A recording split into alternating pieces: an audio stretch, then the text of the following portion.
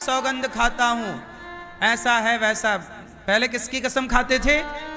मैं गंगा कसम खाता हूं, मैं भगवान कसम खाता हूं, मैं गीता की कसम खाता हूं, जो कहूंगा सच कहूंगा, सच के सिवा कुछ नहीं कहूंगा। भाई गीता की ये जो आन है, सौगंध है, गीता की सौगंध तब खाओगे ना जब गीता को जानोगे, गीता के महत्व को समझोगे। अब गीता के महत्व को समझोगे ही नहीं तो गीता की झूठी कसम खाने में देर कितनी लगनी है। मां कसम, भाई मां की महिमा को जानोगे तब तो मां की आन का सम्मान रखोगे, गीता को जानोगे तब तो गीता का सम्मान करोगे। कसम खा लेने से क्या होगा? आदमी 100 कसम खा के झूठ बोल देता है। क्यों बोल रहा है? क्योंकि धर्म का पाठ पढ़ा ही नहीं। धर्म का पाठ पढ़ेगा तो हरिश्चंद्र बाजार में बिक गए थे, पर उन्होंने अपना सत्य, अपना धर्म नहीं छोड़ा था। पत्नी तारा बिक गई बाजार में, पुत्र रोहित बिक गया। क्या क्या कहानी पढ़ना जरा साहब। मैं कहता हूं कि हर विद्यालय, हर स्कूल में बच्चों को हरिश्चंद्र की कथा जरूर पढ़ानी चाहिए, ताकि बच्चे सत्य बोलना सीखें। भैया हरिश्चंद्र के बारे में क्यों नहीं पढ़ाया जाता? बाबर के बारे में क्यों पढ़ाया जाता है? क्या मतलब हमारा बाबर से? हरिश्चंद्र के बारे में पढ़ोगे तो हरिश्चंद्र जैसे सत्यवादी बनोगे। और आज इस देश में सत्य बोलने वालों की बड़ी कमी है, हर तरफ झूठे लोग हैं। औरों की तो छोड़ो, बेटा झूठा हो रहा है। जब अपने धोखा देते हैं ना तो दर्द ज्यादा होता है। भाई बेटा ही धोखा दे दे तो आदमी भरोसा किस पे करेगा? सबसे भरोसेमंद तो पुत्र ही होता है, सबसे भरोसेमंद तो पिता ही होता है, सबसे भरोसेमंद तो मां ही होती है। लेकिन मां ही धोखा दे दे, पत्नी ही धोखा। पत्नी और पति ये रिश्ते किस पर चलते हैं? बोलो, विश्वास पर चलते हैं। लेकिन आपने कभी सोचा कि वो आदमी, राजा नाम का लड़का, कभी सोचा नहीं कि मेरी पत्नी मुझे मरवा देगी? वो तो अपनी पत्नी के साथ खुश था।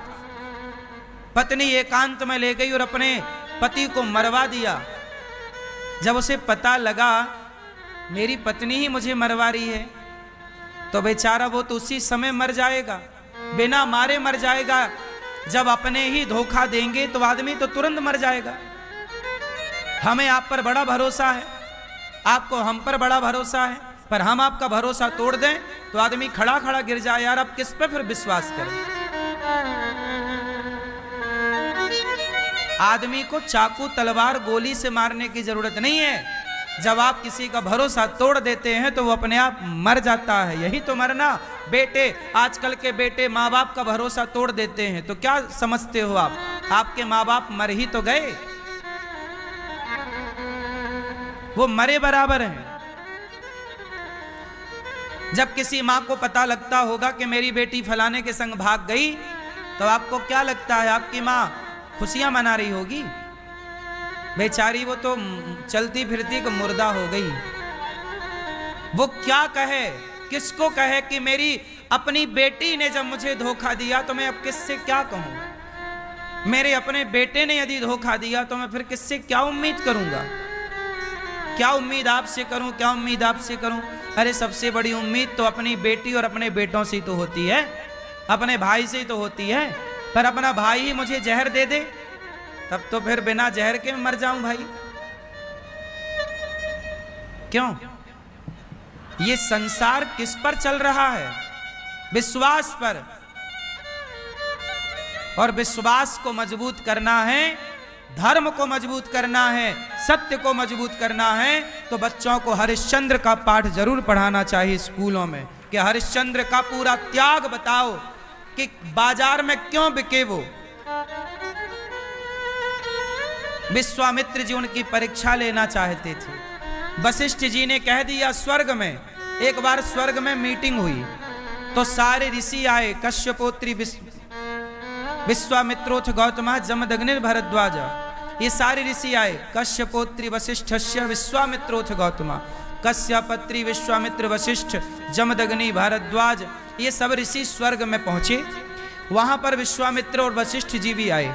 तो वहां स्वर्ग में एक प्रश्न खड़ा हुआ देवताओं के सामने, बताओ धरती में सबसे बड़ा धर्मात्मा कौन है? तो गुरु वशिष्ठ जी ने कहा कि इस समय पूरे धरती में मृत्यु लोक में सबसे बड़ा धर्मात्मा और सत्यवादी कोई है तो राजा हरिश्चंद्र है। किसने बोला ये बात? वशिष्ठ जी ने बोला। किसने बोली ये बात? कहां बोली? स्वर्ग लोक में मनुष्य लोक के मनुष्यों का प्रशंसा चल रही है, बड़ाई तारीफ के धर्म देवताओं के पास भी इतना बड़ा धर्म नहीं है जितना धर्म राजा हरिश्चंद्र के पास। राजा हरिश्चंद्र बहुत बड़े धर्मात्मा हैं, बहुत बड़े सत्यवादी हैं। अच्छा, विश्वामित्र जी को लगा कि मैं परीक्षा लेकर देखूंगा। तो विश्वामित्र जी परीक्षा लेने आए। अब देखो परीक्षा कितनी टेढ़ी होती है। आप लोग कहते हो ना गुरुजी हम तो सत्य पर धर्म पर चल रहे हैं, भगवान बड़ी परीक्षा ले रहे हैं। अरे भैया सत्य पर चलोगे तभी तो परीक्षाएं होंगी, और परीक्षा के बाद ये निष्कर्ष निकलेगा कि आप धर्म पर चलते हैं, परिस्थितियां कैसी भी हों पर आप धर्म नहीं छोड़ते। यही तो परीक्षा है। इसलिए अपने धर्म पर अडिग रहो। चुनौतियां आएंगी। अब विश्वामित्र जी ने कहा कि मैं हरिश्चंद्र की परीक्षा लूंगा। अब विश्वामित्र जी आए हरिश्चंद्र के पास। हरिश्चंद्र अयोध्या के राजा थे। ये हरिश्चंद्र कौन है बता दूं? भगवान राम के पूर्वज। भगवान राम के कौन है ये? इन्हीं हरिश्चंद्र के वंश में आगे चल के भगवान राम का जन्म हुआ, प्रकट हुए। ये राम के पूर्वज हैं हरिश्चंद्र। तो हरिश्चंद्र के पास विश्वामित्र जी आए। तो विश्वामित्र जी ने कहा कि हरिश्चंद्र मुझे यज्ञ करना है, मुझे कुछ धन चाहिए। तो हरिश्चंद्र ने कहा गुरुदेव आप आज्ञा करिए, कितना धन चाहिए? बोले बस इतना धन चाहिए कि मेरा यज्ञ संपन्न हो जाए, मेरा यज्ञ संपन्न हो जाए।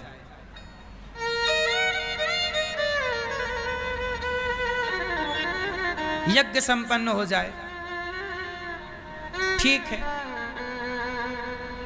तो उन्होंने ये कहा कि हाथी पर बैठ करके, देखो उस समय विश्वामित्र जी ने कहा कि मैं हाथी पर बैठ करके सिक्का उछालूंगा, जितने ऊपर तक सिक्का जाएगा, पहले सोने के सिक्का चलते थे, जितना ऊपर सिक्का जाए उतना धन चाहिए, मतलब उतना ऊंचा सोने का ढेर,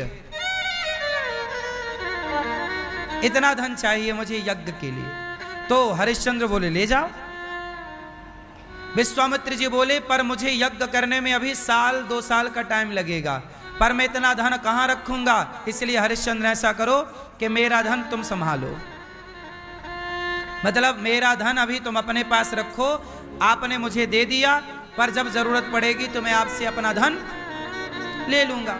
विश्वामित्र जी चले गए। अब विश्वामित्र जी ने रची माया, क्योंकि परीक्षा लेनी थी हरिश्चंद्र की, तो विश्वामित्र जी ने रची माया, अपनी माया से एक कन्या को प्रकट किया, सुंदर सी लड़की, जवान। वो लड़की गई और हरिश्चंद्र से बोली कि मैं आपसे विवाह करना चाहती हूं। तो हरिश्चंद्र बोले कि मैं तो शादीशुदा हूं, मैं आपसे विवाह नहीं कर सकता, मेरी तो पत्नी भी है और मेरा पुत्र भी है रोहित। पत्नी का नाम तारा है, मेरी पत्नी बड़ी पतिव्रता है, मैं पराई स्त्री के बारे में सोच भी नहीं सकता। पर वो स्त्री तो लिपटने लग गई, नहीं नहीं महाराज आपको तो हमसे विवाह करना पड़ेगा, आप हमारे मन की भावना नहीं समझ रहे हैं, हम कहाँ जाएं, हम तो आपसे विवाह करेंगे। बोले हम विश्वामित्र की पुत्री हैं, हमसे विवाह करो। नहीं कर रहे थे तो विश्वामित्र जी आ गए। विश्वामित्र जी बोले राजन हमारी पुत्री आपसे विवाह करना चाहती